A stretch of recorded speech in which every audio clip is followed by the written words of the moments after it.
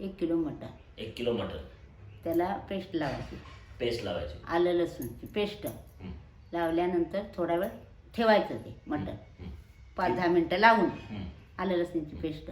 त्याच्यानंतर एक कांदा घ्यायचा. हाडं वगैरे मटण मध्ये असायला पाहिजे काय चालतंय तसं काय नाही. त्याचं फक्त रस्सा येतोय हो. मटणचं नुसतं मांस पाहिजे की हाडं पण पाहिजे? मटण हाडं पण पाहिजेत, मांस पण पाहिजेत. रेग्युलर मटण. बरं. कांदा घालून गोल्डन कांदा झाल्यावर ते एक कांदा घ्यायचा. हा एवढा छोटा तेलामध्ये फ्राय करायचं ते बारीक कापायचं. हा बारीक कापून गोल्डन करायचा तेलामध्ये. ते मटण घालायचं त्याच्यामध्ये. मटण घातल्यानंतर 10 मिनिटं फ्राय करून बारीक करायचं. कांदा आणि मटण हो बारीक करायचं. बारीक केल्यानंतर गॅस बारीक करायचं. बारीक करायचं. मीठ घालायचं. किती मीठ? मीठ एवढं बघून चवीसाठी, म्हणजे सगळ्याला लागतंय. बरोबर. नंतर त्याच्यामध्ये गरम पाणी थोडं. मटणला आलं लसूण पेस्ट आणि मीठ एकत्र नाही लावत? नाही, नंतर घालते. लावलं तरी पण चालतंय, तसं काय नाही. नंतर कुकरला लावायचं मटण. कांद्या सगळं मटणला लावलं कुकरला. 1 शिटी मारायची. पाणी घालून लावायचं. पाणी म्हणजे जेवढं मटण पुरतं तेवढं? हा लेवलला. हा शिटी मारायची. एक शिटी मारल्यानंतर 5 मिनिटं बारीक करायचं. बारीक केल्यानंतर झालं ते मटण शिजलं. हा गॅस ऑफ करायचं. हा शिजलं ते. इकडं काजूचं पेस्ट करून घ्यायचं पहिला. Mixer grinder. पण किती काजू? 15 ते 20 काजू. काजू थोडं फिरवायच्या, लगेच फिरतात त्या. नंतर मग पाणी घालायचं थोडं पाणी घातलं पेस्ट होते.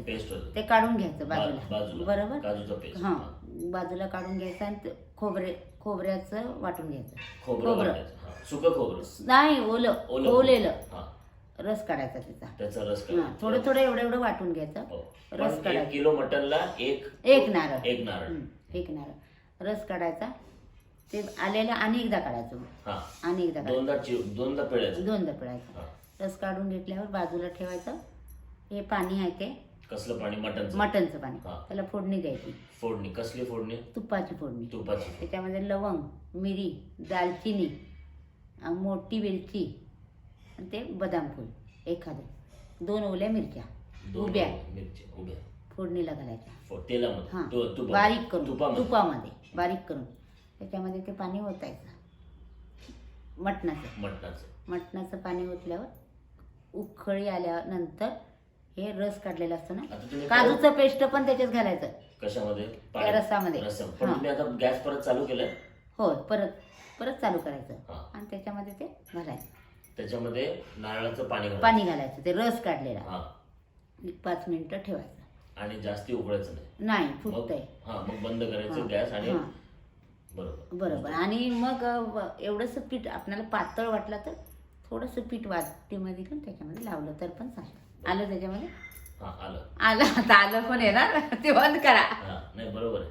आणि एकदा सांगते माझे. नाही झालं, मस्त आहे. थँक्यू. बघा.